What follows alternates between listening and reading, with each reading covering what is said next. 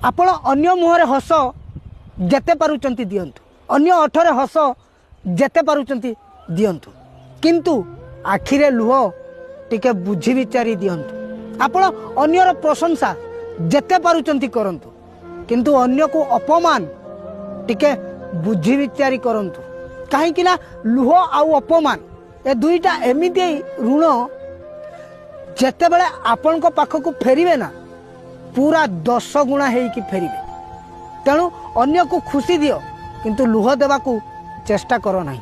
अन्यर प्रशंसा करो किंतु अपमान करने को केबे भी चेष्टा करो नहीं। जेते बेले समय बुलिकी तम पाख को आसीबो सेते बेले तमे बुझी पारिबो अन्य को लुह देवा केते कष्ट, अन्य को अपमान करवा केते कष्ट। आ हाँ मन रखिथिबो तमे जहा को जेतिकी देइथिबो तार 10 गुणा तम पाख को फेरिकी आसीबो। जय जगन्नाथ। मु सपन कुमार।